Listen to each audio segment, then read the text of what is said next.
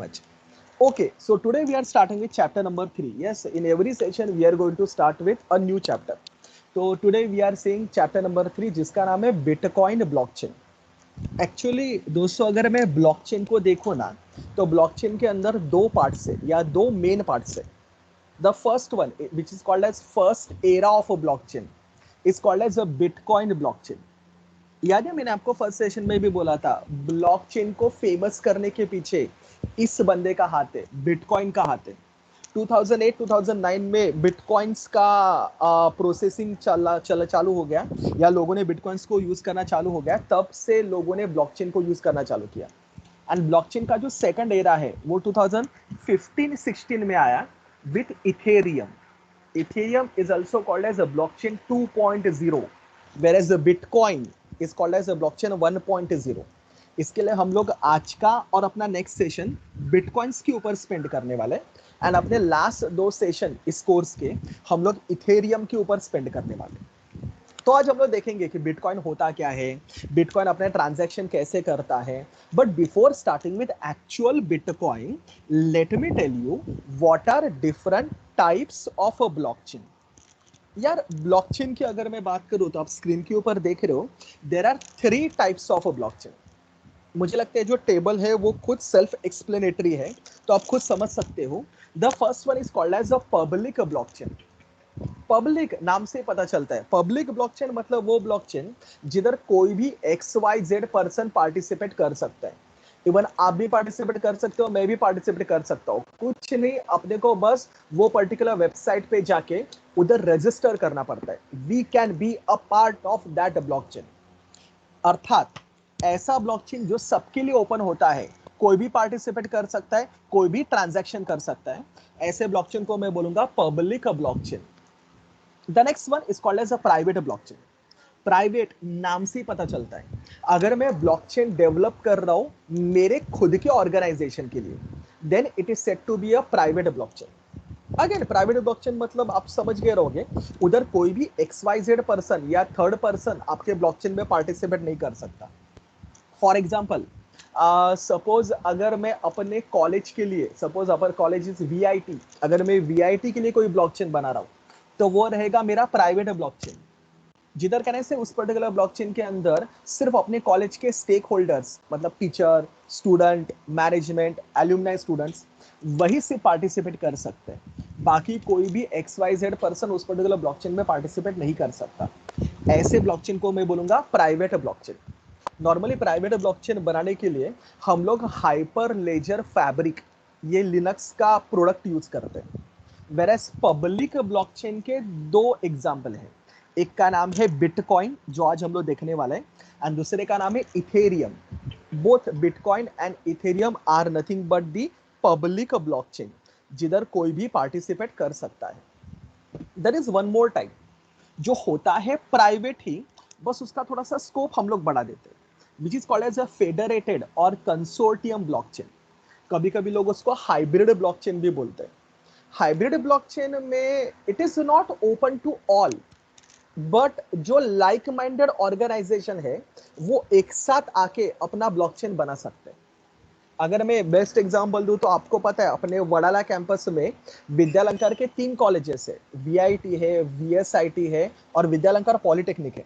तो अगर अपने को ऐसा ब्लॉकचेन बनाना जिधर ये तीनों कॉलेज आए तो उसके लिए मैं बनाऊंगा हाइब्रिड ब्लॉकचेन जिधर 3 अलग अलग ऑर्गेनाइजेशन पार्टिसिपेट करेंगे लेकिन बस उन ऑर्गेनाइजेशन के अलावा कोई और पर्सन पार्टिसिपेट नहीं कर सकता. So that is called as a hybrid blockchain.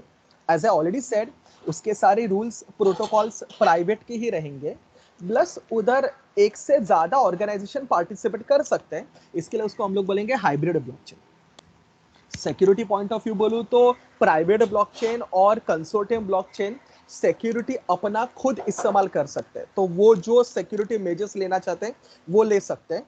Public blockchain की बात करूं तो पब्लिक ब्लॉकचेन में सिक्योरिटी के लिए आपको पता है डिजिटल सिग्नेचर, हैशिंग, ये सारे कंसेप्ट हैं. प्लस नोड्स को कंट्रोल करने के लिए, मेरे यूजर्स को कंट्रोल करने के लिए अलग अलग कंसेंसस मैकेनिज्म हम लोग यूज करते हैं जो हम लोग अपने नेक्स्ट सेशन में देखने वाले हैं. पब्लिक ब्लॉकचेन में बहुत सारे यूजर पार्टिसिपेट कर सकते हैं ना, it is open to all. इसके लिए नॉर्मली पब्लिक ब्लॉकचेन का जो ट्रांजैक्शन स्पीड है वो थोड़ा सा कम होता है, मैंने प्राइवेट तो सिंगल ऑर्गेनाइजेशन के लिए होता है, उधर लिमिटेड नंबर ऑफ यूजर्स होते हैं। इसके लिए प्राइवेट का या हाइब्रिड का मतलब कंसोर्टियम का जो ट्रांजैक्शन स्पीड है वो कंपैरेटिवली ज्यादा होता है। सो बहरहाल मैं इतना ही बोलूंगा कि there are three types of blockchain. The first one is called as public blockchain which is open to all, the next one is called as a private, and the third one is called as a hybrid blockchain. Fine. तो जैसे मैंने आपको already एक दो बार बोला है, अपना ये जो कोर्स में ले रहा हूँ उसका मेन इंटेंशन है पब्लिक ब्लॉकचेन से फैमिलियर करवाना। तो चलो जरा पब्लिक ब्लॉकचेन के अंदर जाते हैं। जैसे मैंने ऑलरेडी बोला, प्राइवेट ब्लॉकचेन के लिए मुझे हाइपर लेजर यूज करना पड़ता है, लेकिन पब्लिक ब्लॉकचेन के दो जो बेस्ट एग्जांपल है वो है बिटकॉइन एंड इथेरियम। तो आज हम लोग देखने वाले बिटकॉइन। बिटकॉइन, चलो बिटकॉइन के बारे में सबको एक लाइन तो पता चल गया, bitcoin is a public blockchain. मतलब कोई भी बंदा बिटकॉइन में पार्टिसिपेट कर सकता है, कोई भी बिटकॉइन में ट्रांजैक्शन कर सकता है, कोई भी बिटकॉइन को सेंड या रिसीव कर सकता है। क्वेश्चन नंबर 1, सर कैसे? मुझे बिटकॉइन में पार्टिसिपेट करना है, मैं कैसे करूं, मुझे वो बताओ। आंसर, अगर आपको बिटकॉइन में पार्टिसिपेट करना है, हाँ पब्लिक है ना, कोई भी पार्टिसिपेट कर सकता है। अगर आपको बिटकॉइन में पार्टिसिपेट करना है, सबसे पहला स्टेप ये है, आपको बिटकॉइन के लिए एक वॉलेट ओपन करना पड़ेगा, एक वॉलेट क्रिएट करना पड़ेगा। वॉलेट नाम से पता चलता है राइट ना, जिसके अंदर मैं अपने पैसे रख सकता हूं। तो बिटकॉइन का तो मेन इंटेंशन मनी ट्रांसफर या क्रिप्टो करेंसी ट्रांसफर है। बिटकॉइन को यूज करके हम लोग अपने नॉर्मल काम नहीं कर सकते। Bitcoin is just like a bank, जिसको यूज करके हम लोग एक बंदे से दूसरे बंदे में मनी ट्रांसफर कर सकते हैं। ऑब्वियसली वो पैसा होता है in the form of bitcoin, in the form of crypto currency. तो bitcoin is not use in ordinary cases, it is just like a bank, जिसका काम होता है सिर्फ अमाउंट को ट्रांसफर करना।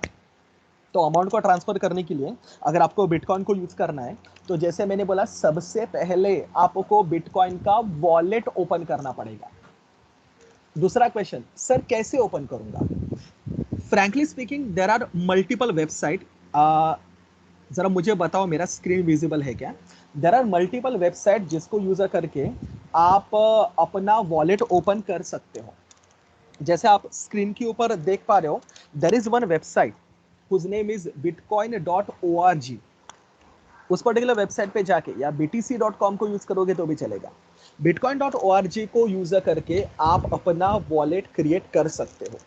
मैं आपको क्रिएट करना सिखा रहा हूँ, बट फ्रैंकली स्पीकिंग अभी क्रिएट करने की जरूरत नहीं है, क्योंकि बिटकॉइन का मेन काम होता है पैसा ट्रांसफर करना। एंड अपने लिए अभी तक जब तक वो पूरा कंसेप्ट क्लियर ना हो जाए, अभी आपको वॉलेट ओपन करने की जरूरत नहीं, क्रिएट करने की जरूरत नहीं। मैं बस आपको दिखा रहा हूँ कि जब आप इस पर्टिकुलर वेबसाइट पे जाओगे bitcoin.org, चूज योर वॉलेट, जब आप स्क्रॉल करोगे तो आप देख रहे हो there are two main types of wallet. The first one is called as a mobile wallet, अगर आप स्क्रीन के ऊपर देख रहे हो तो, and the next one is called as a desktop wallet. Obviously नाम से ही पता चलता है, अगर मैं मोबाइल को यूज करके वॉलेट को एक्सेस करना चाहता हूँ तो उसके लिए मैं मोबाइल वॉलेट यूज करूंगा। अगर मैं अपने नॉर्मल सिस्टम को यूज करके बिटकॉइन को एक्सेस करना चाहता हूँ या नेटवर्क को एक्सेस करना चाहता हूँ तो उसके लिए मैं डेस्कटॉप वॉलेट यूज करूंगा। प्लस उसने देखो ओएस के हिसाब से बाइफर्केशन किए हैं। मोबाइल वॉलेट के अंदर आप देख रहे हो there are two types, Android as well as Apple, that is iOS। Whereas desktop wallet अगर आप देख रहे हो, उसमें उसने तीन बाइफर्केशन किए, तीन कैटेगरीज बनाए। लिनक्स डेस्कटॉप है तो उसके लिए अलग है, एप्पल के लिए अलग है, विंडोज के लिए अलग है। तो आप इनमें से कोई भी एफिशिएंट ऑप्शन सेलेक्ट करके, ऑब्वियसली नॉर्मली तो हम लोग डेस्कटॉप वॉलेट ही बनाते हैं, क्योंकि पैसा है यार, कोई भी मोबाइल से उसको एक्सेस करना नहीं चाहेगा। नॉर्मली सिक्योरिटी के लिए हम लोग डेस्कटॉप से उसको एक्सेस करना चाहेंगे। तो नॉर्मली हम लोग डेस्कटॉप वॉलेट को ही यूज करते हैं। नीचे अगर आपने देखा तो there is one more type of wallet called as hardware wallet, अगर आप स्क्रीन पे देख पा रहे हो तो। हार्डवेयर वॉलेट बेसिकली कोई इतना यूज नहीं करता, लेकिन जितना मैंने पढ़ा है हार्डवेयर वॉलेट के बारे में, उन्होंने लिखा है कि if you have a huge number of bitcoins, अगर आपके पास बहुत ज्यादा बिटकॉइंस है तो उनको सिक्योर्ड करने के लिए they are using hardware wallet. Hardware wallet is like a cold storage, मतलब अगर मैंने बिटकॉइन या मेरा प्राइवेट की हार्डवेयर वॉलेट के अंदर रखा ना, तो बाकी यूजर्स उसको देख नहीं सकते, बाकी यूजर के लिए वो नॉट विजिबल होगा। तो अगर it's like a Swiss bank account, जैसे फ्रॉड करने के लिए लोग कैसे पैसा अपना स्विस बैंक अकाउंट में रखते हैं सो दैट बाकी लोग उसको एक्सेस ना कर पाए, वैसे हार्डवेयर वॉलेट है। तो अगर मुझे मेरे बिटकॉइंस बाकी सबसे छुपा के रखने, तो उसके लिए मैं हार्डवेयर वॉलेट को यूज करता हूँ। अदरवाइज नॉर्मली हम लोग यूज करते हैं आइदर मोबाइल वॉलेट और डेस्कटॉप वॉलेट। अब ये कुछ स्टेप्स है इस पर्टिकुलर वेबसाइट पे जाके, जो स्टेप फॉलो करके you can create your own wallet. दूसरा क्वेश्चन, सर वॉलेट क्रिएट करने के बाद होगा क्या? वॉलेट क्रिएट करने के बाद ना, मतलब वो सारे स्टेप्स उसके परफॉर्म करने के बाद आपको उस वॉलेट के दो कीज मिलेंगे। यू विल गेट पब्लिक की and you will get private की। अभी ये कीज का फंडा तो मैंने आपको लास्ट सेशन में बोला था, आपको याद है? तो जब मैं वॉलेट क्रिएट करूंगा मुझे दो कीज मिलेंगे, मेरा पब्लिक की और मेरा प्राइवेट की। ऑब्वियसली पब्लिक की को मुझे छुपा के रखने की जरूरत नहीं है, पब्लिक की तो आपको पता है इट्स ओपन टू ऑल। मेरे सारे नोट्स को मेरा पब्लिक की में भी पता हो सकता है। मुझे जो सिक्योर करके रखना है दैट इज माय प्राइवेट की। एंड ट्रस्ट मी, इधर वो बहुत डिफिकल्ट टास्क है। जो आपको प्राइवेट की मिला है ना, उसको आपको बहुत सिक्योर करके रखना पड़ता है। नॉर्मली आपने भी एक्सपीरियंस किया रहेगा, मैंने भी किया है। हम लोग बहुत सारे अकाउंट हैंडल करते हैं, राइट ना? अपना फेसबुक पे अकाउंट होता है, इंस्टा पे अकाउंट होता है, अपना जीमेल पे अकाउंट होता है, अपना एप्पल आईडी होता है, राइट ना? हम सब बहुत सारे अकाउंट हैंडल करते हैं एंड बहुत बार हम लोग अपना पासवर्ड भूलते भी है। एंड आपको पता है जब पासवर्ड मैं भूलता हूँ तो पासवर्ड रिकवर करने के लिए अलग अलग मैकेनिज्म है। हर वेबसाइट पे फॉरवर्ड या फॉरगेट पासवर्ड करके ऑप्शन होता है, जो ऑप्शन क्लिक करके मैं पासवर्ड को रिकवर कर सकता हूँ, या मे बी कोई सिक्योरिटी क्वेश्चन के आंसर देके मैं मेरा पासवर्ड रिकवर कर सकता हूँ। लेकिन इधर ऐसा नहीं है। अगर आपने अपना प्राइवेट की लूज किया, there is no way by which you can retrieve your private key. अगर आपका प्राइवेट की गया तो आपके वॉलेट का सारा पैसा फ्रीज हो जाएगा, आपके वॉलेट का पैसा आप रिकवर नहीं कर सकते। आपको तो पता है इधर कोई सेंट्रलाइज ऑथोरिटी है भी नहीं, तो आप किसी के पास जा भी नहीं सकते। तो वो सबसे इंपॉर्टेंट है कि आपका जो प्राइवेट की है वो आपको सिक्योर करके रखना है, अगर आपको आपका बिटकॉइन का अकाउंट यूज करना है तो चलिए मैं ज्यादा इसके बारे में डिस्कस नहीं करता। ये जब आप बिटकॉइन के अंदर इन्वेस्ट करने की फ्यूचर में सोचोगे तब आप देख लो। तो बेसिकली ये कंसेप्ट यूज करके मैं अपना बिटकॉइन का वॉलेट क्रिएट कर सकता हूँ। चलिए बिटकॉइन का वॉलेट क्रिएट करने के बाद back to my slide. Bitcoin का वॉलेट क्रिएट करने के बाद टेक्निकली क्या होता है? टेक्निकली ये जो बिटकॉइन है ना, इट्स अ नेटवर्क जिसके अंदर तो मल्टीपल नोड्स होते हैं, बरोबर ना? तो बिटकॉइन का एक ऑलरेडी एस्टैब्लिश नेटवर्क होता है जिसके अंदर मल्टीपल नोड्स होते हैं। जब आप for example my name is a, suppose this is me, ये जो कॉर्नर में आपको दिख रहा है वो मैं हूं। सपोज मैं अगर कोई नया नोड मैंने बनाया, तो ना मतलब नया वॉलेट मैंने बनाया, तो वो वॉलेट ना किसी एग्जिस्टिंग नोड के साथ या किसी एग्जिस्टिंग यूजर के साथ कनेक्ट किया जाता है।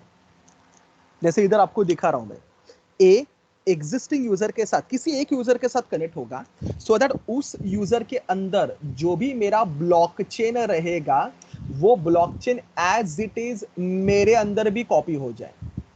एंड जैसे ही ब्लॉकचेन मेरे अंदर कॉपी हो जाएगा, I can perform transaction with other nodes of my particular blockchain और माय बिटकॉइन नेटवर्क। तो इस तरह से हम लोग बिटकॉइन के अंदर अकाउंट ओपन कर सकते हैं। इधर अकाउंट ओपन करना मतलब इधर एक वॉलेट ओपन करना। तो वॉलेट ओपन करने के बाद किसी एक नोड के साथ मुझे कनेक्ट किया जाएगा। उस नोड के अंदर जो बिटकॉइन का पूरा लेजर है, पूरा फैब्रिक है, वो एज इट इज मेरे अंदर कॉपी हो जाएगा।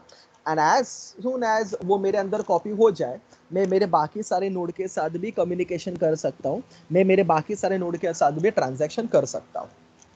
चलिए स्टेप नंबर 1 आपको पता चल गया अकाउंट कैसे बनाते हैं। स्टेप नंबर 2 पता चल गया, जैसे मैं अकाउंट बनाऊंगा मतलब जैसे मैं वॉलेट बनाऊंगा, I can connected with my bitcoin network, मतलब मेरे पास पूरे के पूरे ब्लॉकचेन का कॉपी आ जाएगा। नेक्स्ट स्टेप है अभी मेरे पास सपोज ब्लॉकचेन आ गया, अभी इस पर्टिकुलर ब्लॉकचेन के अंदर मैं ट्रांजैक्शन कैसे करूंगा, how to perform transaction in bitcoin. Frankly speaking friends, मैंने इसका बहुत डायग्राम ढूंढा, लेकिन मैं जो आपको बताना चाहता हूं उसका रिलेवेंट मुझे कोई डायग्राम मिला नहीं। तो मैंने सोचा मैं ही आपके सामने ये ट्रांजैक्शन बिटकॉइंस में होते कैसे हैं उसका डायग्राम बना दूं। एक सिनारियो अज्यूम करते हैं, मतलब आपको पता चलेगा कि बिटकॉइन में ट्रांजैक्शन होते कैसे हैं। फॉर एग्जाम्पल, ये मैं हूं, मेरा नाम है node A, suppose I am node A, and मैं ना मेरे बिटकॉइन के अंदर ट्रांजैक्शन परफॉर्म करना चाहता हूँ। ऑब्वियसली अगर मैं बिटकॉइन का नोड हूं तो आपको तो पता है मेरा खुद का एक वॉलेट रहेगा। So suppose this is my wallet. Same जैसे मैं एक नोड हूं, वैसे मेरे बिटकॉइन नेटवर्क के अंदर एक और भी नोड, एक और भी तो यूजर रहेगा, सपोज जिसका नाम है बी करके, और ये जो आपको दिख रहा है वो बी का वॉलेट है। ठीक है, लेट्स से सपोज ए जो है उसके वॉलेट के अंदर टोटल 10 बिटकॉइंस है, एंड सपोज बी बी तो सपोज अभी अभी आया है, बी के पास कोई भी बिटकॉइन नहीं है, तो सपोज बी के वॉलेट के अंदर 0 बिटकॉइंस है। मैं आराम से बताता हूँ, थोड़ा सा डिफिकल्ट है, जरा ध्यान दीजिए। सपोज ए के पास 10 बिटकॉइंस है, बी के पास 0 बिटकॉइंस है, एंड सपोज ए बी को बिटकॉइन सेंड करना चाहता है। क्वेश्चन नंबर 1, ए के पास बिटकॉइन कहां से आएंगे। नॉर्मली ऐसा बोला जाता है कि बिटकॉइन को मैं शॉर्ट फॉर्म में बीटीसी लिखता हूं। बिटकॉइन के दो सोर्स हो सकते हैं, मतलब ए के पास जो भी बिटकॉइंस है ना उसके दो सोर्स हो सकते हैं। आइदर किसी दूसरे नोड ने ए को बिटकॉइन दिए, या फिर ए मेरा माइनर है जिसने माइनिंग किया। मेरे सारे स्टूडेंट जानते हैं माइनिंग मतलब creation of a new block. A ने माइनिंग किया एंड एज अ रिवॉर्ड मेरे ए को बिटकॉइन मिले। ये क्वेश्चन मैंने आपके एग्जाम में डाला है। बिटकॉइन के दो सोर्स हो सकते हैं, आइदर कोई नोड मुझे बिटकॉइन दे सकता है कि ये ले भाई तू कुछ बिटकॉइन ले मेरे से, या फिर मैंने माइनिंग किया और माइनिंग में मुझे रिवॉर्ड मिले, तो रिवॉर्ड के थ्रू मुझे बिटकॉइन मिल सकते हैं। तो सपोज इस तरह से मेरे ए के अंदर 10 बिटकॉइंस है। और बिटकॉइन मतलब क्या, बिटकॉइन मतलब वो लॉजिकल करेंसी होता है ना, क्रिप्टो करेंसी होता है, वो थोड़े ऐसा पैसा होता है, वो थोड़े ऐसा पैसे का गड्डी होता है, वो तो क्रिप्टो करेंसी होता है। जैसे अपने वॉलेट में जब मैं बोलता हूँ कि मेरे पास 2000 है, मेरे हम लोग जो वॉलेट कैरी करते हैं अपने साथ, मैं बोलता हूँ मेरे पास 2000 है, तो नॉट नेसेसरी ना कि मेरे पास 2000 है मतलब मेरे पास 2000 का एक नोट रहेगा। मे बी मेरे पास 2000 का एक नोट हो सकता है, या मे बी मेरे पास 500 के 4 नोट हो सकते हैं, या मे बी मेरे पास 100 के 20 नोट्स हो सकते हैं, 50 के 40 नोट्स हो सकते हैं, कुछ भी कॉम्बिनेशन हो सकता है। इधर भी सेम है, ए के पास 10 बिटकॉइंस है, नॉट नेसेसरी 10 बिटकॉइन मतलब एक ही नोट है, वो 10 बिटकॉइन डिस्ट्रीब्यूटेड रहेंगे। दोस्तों, हम लोग जिसको नोट बोलते हैं ना एक्चुअल में, उसी नोट को मतलब बोलते हैं ना 50 का नोट, 50 का नोट, 100 का नोट, 500 का नोट, वो जो नोट, वो जो अपना हरी पत्ती होता है ना, उसको बिटकॉइन के अंदर हम लोग बोलते हैं यूटीएक्सओ। यूटीएक्सओ फुल फॉर्म याद रखना, बाद में रैपिड फायर में क्वेश्चन आएगा। यूटीएक्सओ का फुल फॉर्म है अनस्पेंट, मैं चाहे तो इधर लिख देता हूं, इंपॉर्टेंट है, अनस्पेंट ट्रांजैक्शन आउटपुट। तो अगर मेरे पास 10 बिटकॉइंस है, मैं एकदम आराम से बोल रहा हूँ, ध्यान से सुनिए, अगर मेरे पास 10 बिटकॉइंस है, तो वो 10 बिटकॉइंस के मेरे पास मल्टीपल नोट्स हो सकते हैं। नोट मतलब मेरे पास मल्टीपल यूटीएक्सओ हो सकते हैं। लेट्स से सपोज मेरे पास टोटल 3 यूटीएक्सओ है, मतलब मेरे पास 3 नोट है। हर यूटीएक्सओ का कोई ना कोई नंबर होता है, उसका यूनिक नंबर होता है। सपोज ये मेरे पास यूटीएक्सओ 1 है, ये जो है वो UTXO 2 है, और ये जो है वो UTXO 3 है। ठीक है, अभी इस पर्टिकुलर वॉलेट के अंदर और कोई UTXO 1 नहीं रहेगा, बी के वॉलेट के अंदर उसके UTXO 1, UTXO 2, UTXO 3 वगैरह हो सकते हैं। ठीक है, that is the different story. Okay, her UTXO के अंदर उसका अमाउंट होता है। फॉर एग्जाम्पल मेरे पास 10 बिटकॉइंस है, राइट, तो UTXO 1 का जो अमाउंट है वो है सपोज 5 बिटकॉइन, 5 BTC। UTXO 2 का अमाउंट है suppose 3 BTC, 3 bitcoin, and obviously UTXO 3 का अमाउंट है 2 बिटकॉइन। तो अगर आपने तीनों को कंबाइन किया, कैन आई से यस, एक वॉलेट के अंदर टोटल 10 बिटकॉइन से। UTXO 1 में 5 बिटकॉइन है, मतलब 5 रुपए का नोट है। UTXO 2 3 रुपए का नोट है, एंड UTXO 3 2 रुपीज का नोट है। लेकिन नोट में आपको समझने के लिए बोल रहा हूं, आपको तो पता है वो तो क्रिप्टो करेंसी होता है। और UTXO के बारे में थोड़ा सा डिटेल में बताऊं तो हर UTXO के अंदर ना 2 और फील्ड होते हैं। एक का नाम होता है इनपुट, दूसरे का नाम होता है आउटपुट। इनपुट में लिखा होता है कि ए के पास वो UTXO कहां से आया, मतलब उस UTXO का सोर्स क्या है। आपको तो पता है ना, पैसा मुझे 2 ही जगह से मिल सकता है, आइदर किसी नोड ने दिया रहेगा या मुझे रिवॉर्ड मिला रहेगा। सपोज UTXO 1 जो है उसका इनपुट, मतलब वो मुझे किसने दिया, ए को किसने दिया। सपोज ए को UTXO 1 let's suppose node P ने दिया, तो इसके इनपुट के अंदर पी का एड्रेस रहेगा, पी का पब्लिक की रहेगा। सपोज ये जो UTXO 2 है वो मुझे माइनिंग रिवॉर्ड मिला, तो इधर माइनिंग रिवॉर्ड मतलब वो जो ट्रांजेक्शन रहेगा, वो जो ब्लॉक रहेगा उसका पब्लिक की रहेगा। एंड सपोज UTXO 2 मुझे एक और नोड ने दिया, लेट्स से सपोज उस पर्टिकुलर नोड का नाम है Q, तो इधर मुझे Q का पब्लिक की दिखाई देगा। ठीक है, तो हर UTXO के अंदर मुझे बता या लिखा होता है कि उस पर्टिकुलर UTXO का इनपुट क्या है, वो UTXO कहां से मिला। तो मे बी पहला UTXO P से मिला, दूसरा माइनिंग रिवॉर्ड मिला, तीसरा Q से मिला, तो उधर वैसे वैसे फील्ड रहेंगे। आउटपुट भी होता है, आउटपुट में लिखा होता है वो UTXO किसको भेजना है। अभी करंटली अगर डिसाइडेड नहीं है तो आउटपुट के अंदर कुछ भी नहीं रहेगा, मतलब गार्बेज वैल्यू रहेगा। इट इंडिकेट्स कि वो UTXO अभी तक मैंने डिसाइड नहीं किया किसको भेजना है। चलिए अभी ट्रांजैक्शन चालू करते हैं। ए के पास 10 बिटकॉइन है, जिसके लिए उसके पास 3 UTXOs है। बी के पास एक भी बिटकॉइन नहीं है, मतलब बी के पास एक भी UTXO नहीं है। सपोज ए ने डिसाइड किया कि ए जो है वो बी को ट्रांसफर करना चाहता है, suppose 7.5 bitcoins. I said A B को ट्रांसफर करना चाहता है 7.5 बिटकॉइन। 7.5 बिटकॉइन वो बी को ट्रांसफर करना चाहता है। अभी आपने नोटिस किया रहेगा, प्रॉब्लम ये कि मेरे पास 7.5 बिटकॉइन का कोई एक्सक्लूसिव UTXO नहीं है।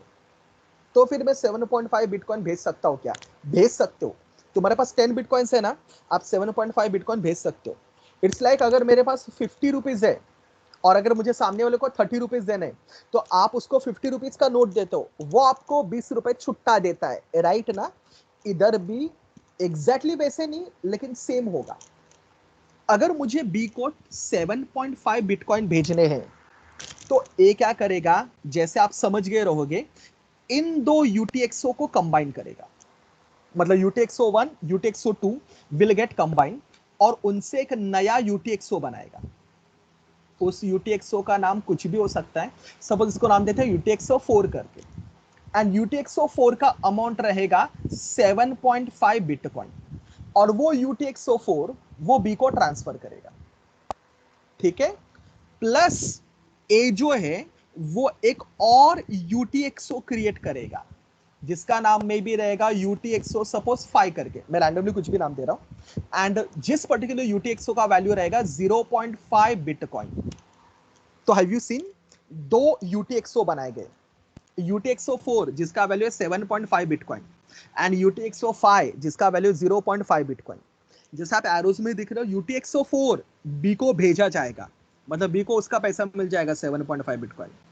ए क्या करेगा, UTXO 5 खुद को ही भेजेगा, सॉरी, UTXO 5 जो है वो खुद को ही भेजेगा। इसको हम लोग बोलते हैं self addressed UTXO। Self address UTXO मतलब जो UTXO ये 5 है वो एक खुद को ही सेंड करेगा। अभी ये आपको पता है, बिटकॉइन में या ब्लॉकचेन में जो ट्रांजैक्शन है वो फटक से नहीं होते, वो सब ट्रांजैक्शन पूल में जाते हैं, बाद में वैलिडेशन किया जाता है, बाद में ब्लॉक के अंदर भरे जाते हैं, बाद में ब्लॉक के ऊपर वो कंसेंसस वगैरह सब यूज करके माइनिंग किया जाता है, ब्लॉक क्रिएट किया जाता है और ब्लॉक को ऐड किया जाता है। तो जब ब्लॉक ऐड होगा, मतलब जब मेरा ब्लॉक क्रिएट होके ब्लॉकचेन के अंदर ऐड हो जाएगा, कहने से मेरे ट्रांजैक्शन फाइनल हो जाएंगे। जब ट्रांजैक्शन फाइनल हो जाएंगे एंड में मेरे बी के अंदर एक यूटीएक्सओ आ जाएगा जो ऑब्वियसली रहेगा UTXO4। बी में आने के बाद उसका नाम सेम भी रख सकते हो, नाम चेंज भी कर सकते हो, it's all depends on B, जिसका वैल्यू रहेगा 7.5 बिटकॉइन। कहने से ए के अंदर से ये दो बिटकॉइन या ये दो सॉरी UTXO निकल जाएंगे। ए के अंदर UTXO3 रहेगा प्लस ए के अंदर एक और UTXO आ जाएगा जिसका नाम रहेगा UTXO5, जिसका वैल्यू आपको पता है रहेगा 0.5 बिटकॉइन। ठीक है, तो ए के अंदर दो UTXO रह जाएंगे एंड बी के अंदर एक UTXO चला जाएगा। अल्टीमेटली इंटेंशन क्या है, जितना इनपुट है उतना ही आउटपुट मिलना चाहिए। तो देखो हमने टोटल 8 बिटकॉइन इन्वेस्ट किए थे, मुझे रिटर्न में टोटल 8 बिटकॉइन मिले। तो 7.5 बिटकॉइन बी को गए एंड 0.5 हमने सेल्फ एड्रेस किए, मतलब खुद को ही भेजे। फाइन, कुछ इस तरह से हम लोग ट्रांजैक्शन कर सकते हैं। बहुत बार ऐसा देखा गया है कि कुछ कुछ नोड्स बचे हुए UTXO मतलब बचा हुआ अमाउंट सेल्फ एड्रेस्ड नहीं करते। फॉर एग्जांपल मुझे 7.5 बिटकॉइन भेजने थे, मैंने 8 बिटकॉइन को इन्वेस्ट किया और UTXO बनाए सिर्फ 7.5 बिटकॉइन का, मतलब कहने से 0.5 बिटकॉइन बचे, जैसे इधर भी बचे थे, मैंने उनको सेल्फ एड्रेस किया नहीं। अगर आपने उनको सेल्फ एड्रेस नहीं किया तो वो जो बचा हुआ UTXO है, वो जो बचा हुआ अमाउंट है ना, वो जाएगा माइनर को एज अ माइनिंग फीस। आपको याद है ना, जब माइनर माइनिंग करता है, नया ब्लॉक को क्रिएट करता है, उसको रिवॉर्ड मिलता है। उस रिवॉर्ड अमाउंट में या उस रिवॉर्ड में वो जो बचे हुए अमाउंट है या जो बचे हुए UTXOs है वो ट्रांसफर किए जाएंगे। तो कुछ इस तरह से मेरे ट्रांजैक्शन परफॉर्म होते हैं मेरे बिटकॉइन के अंदर। दूसरा क्वेश्चन, सर ऐसा कोई लिमिट है क्या कि UTXO का यही वैल्यू होना चाहिए, यही वैल्यू होना चाहिए? नहीं, UTXO का वैल्यू कुछ भी हो सकता है। स्मॉलेस्ट UTXO मतलब छोटे से छोटा UTXO एक सतोशी का भी हो सकता है। Satoshi is the smallest unit of a bitcoin. 1 bitcoin is equal to 10⁸ satoshi. Satoshi एक यूनिट है, जैसा आपने कैसा पैसा एक यूनिट है, वैसे बिटकॉइन का स्मॉलेस्ट यूनिट सतोशी है। एक bitcoin is equal to 10⁸ satoshi, मतलब एक बिटकॉइन के अंदर टोटल अराउंड 10 करोड़ सतोशी होते हैं। फाइन, तो एक UTXO का वैल्यू एक सतोशी भी हो सकता है। तो आप ऐसे मल्टीपल सतोशीज को या मल्टीपल UTXO को कंबाइन करके आप अपने ट्रांजैक्शन कर सकते हैं। आई ऑलरेडी सेड, अगर आपने बचा हुआ अमाउंट सेल्फ एड्रेस्ड नहीं किया तो फिर वो अमाउंट माइनर के रिवॉर्ड में जाएगा। ठीक है, आजकल तो उन्होंने नया ऐसा फंडा ये निकाला है उनके लेटेस्ट वर्जन में कि अगर आपने अमाउंट सेल्फ एड्रेस नहीं किया तो वो अमाउंट मेरे माइनर के रिवॉर्ड में जाएगा, प्लस जिसने ये डोनेशन किया है उस नोड के ट्रांजैक्शन का प्रायोरिटी बड़ा रखा जाएगा, मतलब उस पर्टिकुलर नोड के ट्रांजैक्शन पहले परफॉर्म किए जाएंगे। ठीक है, तो बोलते हैं अपने ट्रांजैक्शन का प्रायोरिटी बढ़ाने के लिए आप ऐसे डोनेशन कर सकते हो सो दैट आपके ट्रांजैक्शन जल्दी परफॉर्म हो, जल्दी अकर हो। कुछ इस तरह से मेरा बिटकॉइन अपना काम करता है। आई होप ये मैंने जो गंदा डायग्राम बनाया और जो मैंने आपको सिखाया वो सबको समझ में आ गया रहेगा। UTXO stand for unspend transaction output, जिसको यूज करके इट्स लाइक अ नोट, अपने पास पैसा मतलब नोट होता है ना, वैसे इनके पास UTXO होता है।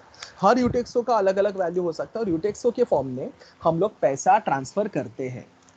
Is that clear?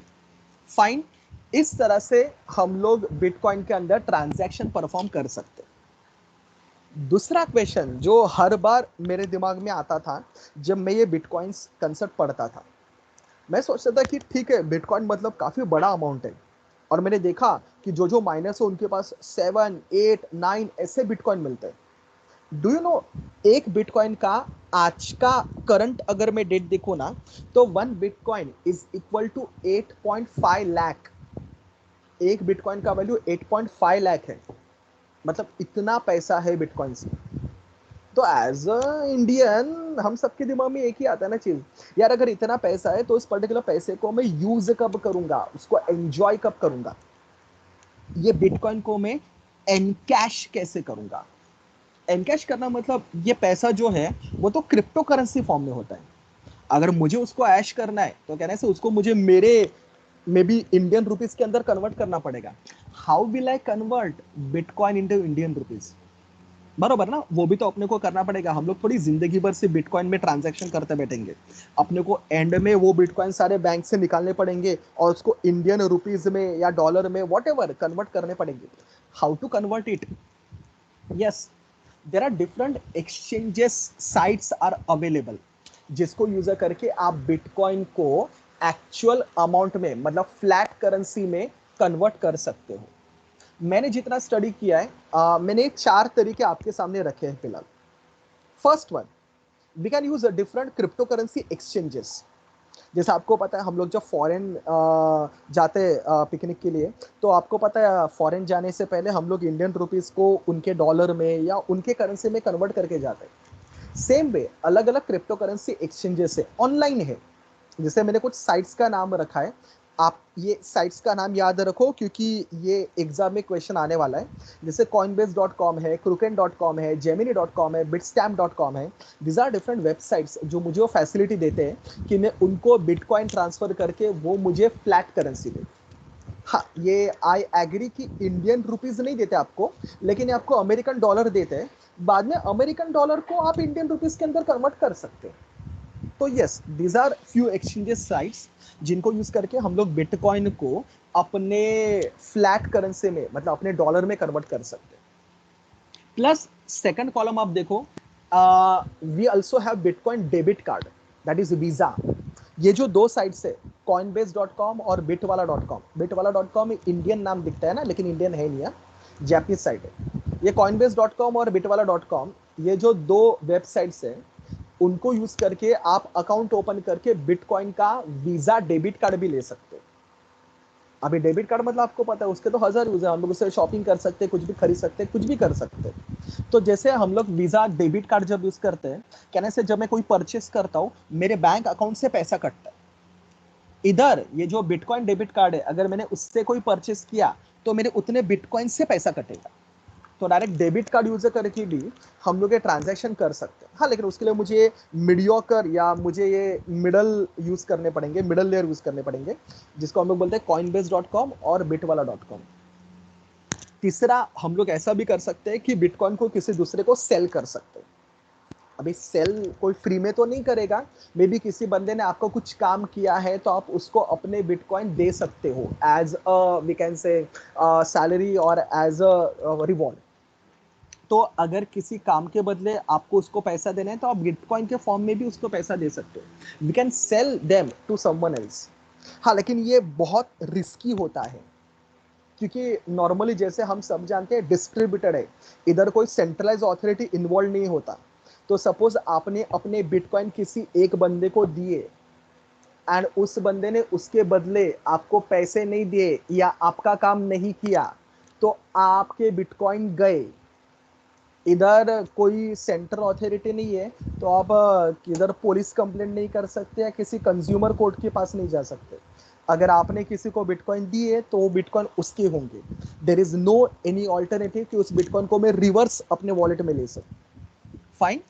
तो वो करना बहुत टीडियस हो जाता है, इसके लिए वो बहुत रिस्की है। तो unless and until the person is very known to you, हम लोग ये ऑप्शन सेलेक्ट नहीं करते।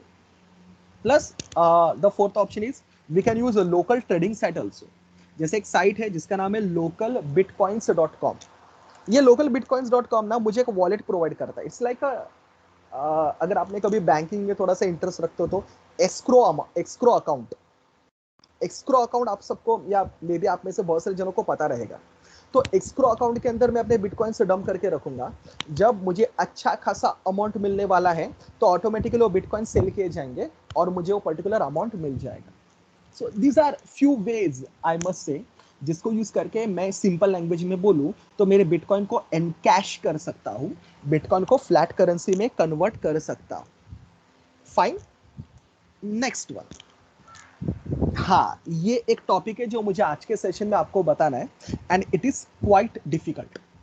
The name of the topic is nonce. पहले उसका डेफिनेशन पढ़ता हूं।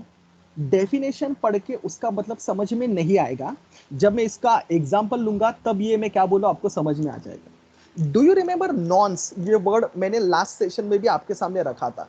वो मर्कल ट्री में मैंने नॉन्स वर्ड यूज किया था, तब मैंने बोला भी था ये नॉन्स क्या है मैं आपको बाद में बताता हूं, आज बता रहा हूं। पहले डेफिनेशन पढ़ते हैं। डेफिनेशन याद रखना, again important for you.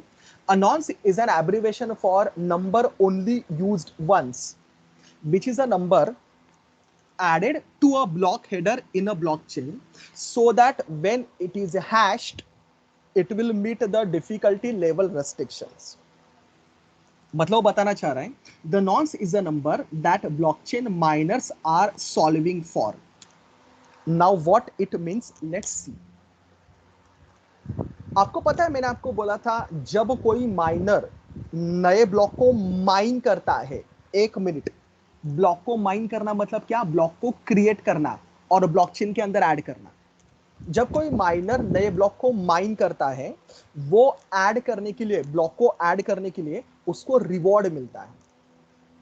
Let's take one example. उस एग्जांपल के तौर पे मैं आपको बताता हूं नॉन्स मतलब क्या। फॉर एग्जाम्पल दोस्तों, सपोज मेरे पास एक बिटकॉइन नेटवर्क है एंड मेरे पास ना 4 माइनर्स है, A B C D. This 4 are miners. Miners मतलब वो लोग एक दूसरे में कंपटीशन करेंगे ब्लॉक को ऐड करने के लिए। एंड ये कंपटीशन तगड़ा कंपटीशन होता है, क्योंकि आज के डेट में एक ब्लॉक ऐड करने के लिए मतलब जो माइनिंग रिवॉर्ड मुझे मिलता है, मुझे मतलब जो माइनर को मिलता है, वो अराउंड 6.25 बिटकॉइन होता है। मतलब एक ब्लॉक ऐड करने के लिए माइनर को 6 बिटकॉइंस मिलते हैं, मोर देन 6 बिटकॉइन मिलते हैं। एंड जैसे मैंने बोला, एक बिटकॉइन का आज का वैल्यू है अराउंड 8.5 टू 8.7 लाख। तो 6 बिटकॉइन मतलब अराउंड 50 लाख मिलते हैं एक बिटकॉइन को सिर्फ ऐड करने के लिए। तो आप समझ ये रहोगे, अगर इतना भारी भक्कम अमाउंट इन्वॉल्व है तो माइनिंग प्रोसेस कितना एग्जॉस्टिव, कितना इंटेंसिव रहेगा। देखते हैं माइनिंग में होता क्या है। Let's take one example. आप याद करो, ये डायग्राम मैंने आपको लास्ट टाइम दिखाया था। ये वही डायग्राम है जो मैंने आपको मर्कल में दिखाया था। सपोज ये मेरा एक ब्लॉकचेन नेटवर्क है, ये मेरा बिटकॉइन का ब्लॉकचेन है। इसके पहले भी कुछ ब्लॉकचेन है, या इसके पहले भी कुछ ब्लॉक्स हैं। ये मेरा पहला ब्लॉक है, block number 10। Next block is block number 11 and this is suppose the last block जिसका नाम है block number 11, sorry block number 12। So block 12 is the last block. Suppose अपने को अभी एक नया ब्लॉक ऐड करना है, नया ब्लॉक रेडी है, नया ब्लॉक रेडी है, जिस पर्टिकुलर ब्लॉक का नाम है सपोज ब्लॉक 13। कहने से इसके अंदर ट्रांजैक्शन सब भरे गए हैं। ट्रांजैक्शन के ऊपर वो मर्कल का कंसेप्ट इस्तेमाल करके, याद है ना मर्कल का कंसेप्ट? तो ट्रांजैक्शन का हैश, बाद में 2 हैश को कंबाइन करो, बाद में बाइनरी ट्री बनाओ। कहने से ट्रांजैक्शन के ऊपर वो मर्कल कंसेप्ट यूज करके हम लोग मर्कल रूट बनाते हैं। याद है ना मर्कल रूट को हम ट्रांजैक्शन रूट भी बोलते हैं। तो इसका ट्रांजैक्शन रूट रेडी रहेगा, प्लस इसके पास प्रीवियस ब्लॉक का हैश भी रहेगा। मैं इधर पीएच लिखता हूं, pH stand for previous block का हैश। हाँ, ब्लॉक नंबर 12 रेडी है ना, तो कहने से उसका हैश भी इसके अंदर रहेगा। प्लस इसके अंदर टाइम स्टैम्प भी रहेगा। टाइम स्टैम्प मतलब जिस पर्टिकुलर टाइम पे ब्लॉक बनाया गया। एंड इसके अंदर नॉन्स होता है। Now what is that nonce? That is the question. इसके अंदर नॉन्स होता है। अभी जब कोई माइनर, ये 4 मेरे माइनर्स है ना, ए बी सी डी, जब कोई माइनर ब्लॉक को ऐड करने का ट्राई करेंगे, वो लोग क्या करते हैं पता है क्या? एक पजल सॉल्व करते हैं। पजल मतलब क्या? उनका काम होता है नॉन्स ढूंढना। अर्थात जो माइनर सबसे पहले नॉन्स ढूंढेगा वो उस ब्लॉक को ऐड कर सकता है। नॉन्स कैसे ढूंढेंगे? नॉन्स ढूंढने का क्राइटेरिया क्या है, जरा समझो, डिफिकल्ट है।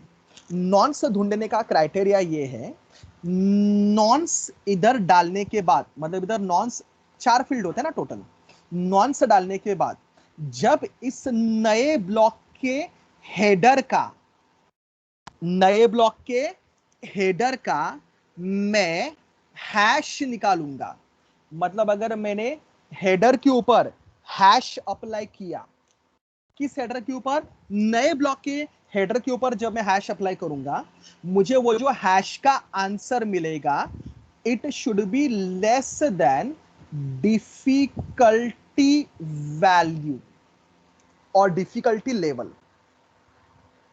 तो जब मैं हेडर के ऊपर हैश अप्लाई करूंगा, it should be less than difficulty value.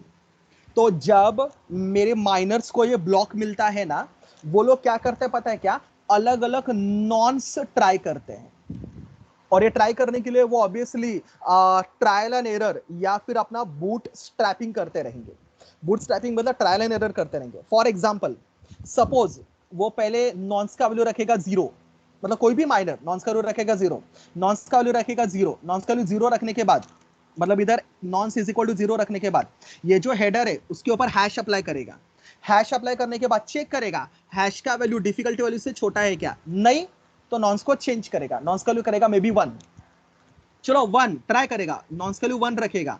Again header का हैश निकालेगा, ये जो हेडर है उसका हैश निकालेगा, चेक करेगा डिफिकल्टी वैल्यू से कम है क्या, नहीं, नॉन्स का वैल्यू 2 रखेगा, नॉन्स का वैल्यू 2 रख के अगेन हेडर का हैश निकालेगा, चेक करेगा डिफिकल्टी लेवल से कम है क्या, एंड सो ऑन।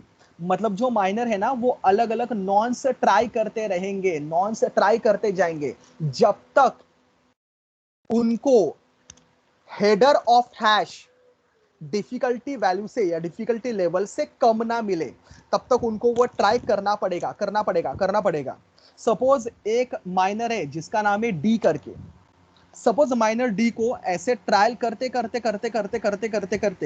एक नॉन्स मिला, सपोज वो नॉन्स है 1093, मैं एग्जांपल ले रहा हूं। तो नॉन्स 1093 जब मैंने रखा और जब उस हेडर का मैंने हैश निकाला, then that hash is less than difficulty value. मतलब यस, मेरा कंडीशन सेटिस्फाई हो गया, यस कंडीशन ट्रू हो गया। जैसे कंडीशन ट्रू हो जाएगा, मतलब जैसे उसको नॉन्स मिलेगा, मेरा जो माइनर डी है वो नॉन्स सारे बाकी माइनस को भेजेगा, ये लो ये नॉन्स मिला मुझे, चेक करो तुम लोग। उनको तो कैसे चेक करना है, वो चेक करेंगे, यस कंडीशन ट्रू हो रहा है, उसको अप्रूवल देंगे। जैसे ही उसको अप्रूवल मिलेगा, मतलब जैसे डी को अप्रूवल मिलेगा बाकी सारे माइनर से, मेरा डी उस ब्लॉक को मेरे ब्लॉकचेन के अंदर ऐड कर देगा। अब आपको तो पता है एक बार ब्लॉकचेन के अंदर ऐड कर दिया, मतलब उस पर्टिकुलर ब्लॉक के अंदर जो भी ट्रांजैक्शन है दे गेट फ्रीज्ड, अभी उनको मैं चेंज नहीं कर सकता। तो उस तरह से ये जो झगड़ा है वो नॉन्स के लिए होता है। जिसको पहले नॉन्स मिलेगा वो मेरे पर्टिकुलर ब्लॉक को बिटकॉइन के अंदर ऐड कर सकता है, बिटकॉइन ब्लॉकचेन के अंदर ऐड कर सकता है। ये जो मैं आज आपको फंडे बता रहा हूं सारे बिटकॉइन के हैं, अलग अलग ब्लॉकचेन के फंडे अलग अलग है, ये मैं बिटकॉइन के बारे में बात कर रहा हूं, ठीक है। तो it's like the finding of nonce. उसके लिए बूट स्ट्रैपिंग करो या आप ब्रूट फोर्स यूज करो, वॉट एवर यूज करो, हर माइनर अपना खुद का टेक्निक इस्तेमाल करता है। द इंटेंशन इज दैट उनको वो नॉन्स ढूंढना है। नॉन्स ढूंढने के बाद नॉन्स को डालेंगे हेडर के अंदर, हेडर का हैश निकालेंगे, हेडर का हैश डिफिकल्टी वैल्यू से कम होना चाहिए। अभी आई नो सबके दिमाग में एक क्वेश्चन है, सर ये डिफिकल्टी वैल्यू क्या है। ये डिफिकल्टी वैल्यू जो है ना वो आपका ब्लॉकचेन का नेटवर्क आपको देता है। मतलब हर बिटकॉइन का एक डिफिकल्टी वैल्यू है। अगर मैं बिटकॉइन की बात करूं तो बिटकॉइन का रूल ऐसा बनाया गया है कि आफ्टर एवरी 2016 ब्लॉक्स मेरा डिफिकल्टी वैल्यू चेंज होना चाहिए। अराउंड 2016 ब्लॉक मतलब एक अराउंड 14 डेज में मेरा डिफिकल्टी वैल्यू चेंज होता है। तो डिफिकल्टी वैल्यू क्या रहेगा, ये नेटवर्क सेट करता है। हर 2016 ब्लॉक के बाद मेरा डिफिकल्टी वैल्यू नेटवर्क चेंज करता है। दूसरा क्वेश्चन, सर चेंज कैसे करेगा। चेंज करने के लिए ना वो डिफिकल्टी का एक फॉर्मूला यूज करता है। फॉर्मूला आप गूगल पे डालोगे तो आपको फॉर्मूला मिल जाएगा, लेकिन ये मैं फॉर्मूला आपको बताऊं तो ये फॉर्मूला जो होता है डिफिकल्टी वैल्यू का, वो प्रीवियस डिफिकल्टी वैल्यू के ऊपर डिपेंड करता है। मतलब क्या पता है क्या, जैसे हम लोग एग्जाम में कैसे, अगर बहुत बच्चे पास हो रहे हैं तो नेक्स्ट टाइम पेपर थोड़ा सा डिफिकल्ट निकालते हैं। इधर भी कुछ वैसा ही है। अगर फॉर एग्जांपल मैंने डिफिकल्टी वैल्यू सेट किया बिटकॉइन का, बिटकॉइन कंसेप्ट बोलता है कि बिटकॉइन में on an average her 10 minutes में एक नया ब्लॉक बनना चाहिए। After every 10 minutes on an average एक नया ब्लॉक बनना चाहिए।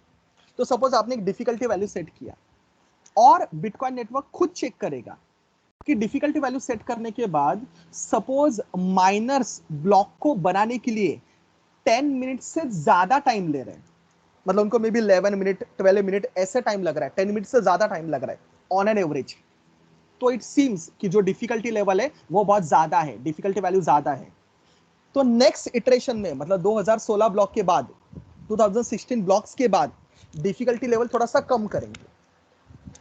वही उल्टा भी, सपोज डिफिकल्टी वैल्यू मैंने सेट किया और सेट करने के बाद अगर नेटवर्क ने ऐसा ऑब्जर्व किया कि माइनर्स जो है वो 10 मिनट्स के पहले ही सारे ब्लॉक बना रहे, 7 मिनट में नया ब्लॉक बन रहा है, 8 मिनट में नया ब्लॉक बन रहा है, 9 मिनट में नया ब्लॉक बन रहा है, इट सीम्स कि माइनर्स के लिए अभी टास्क इजी है।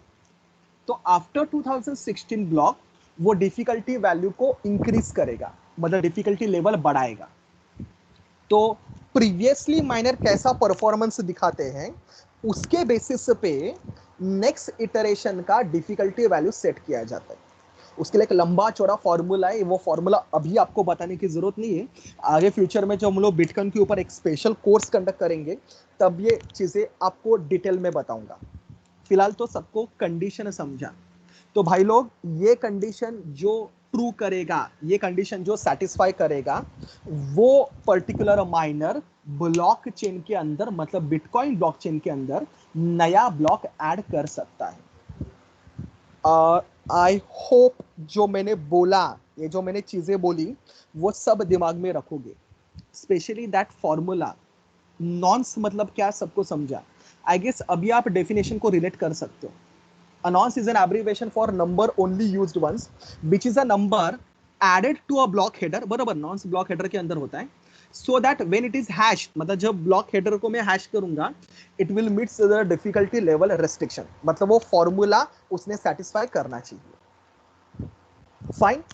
So that is the concept of nonce and difficulty.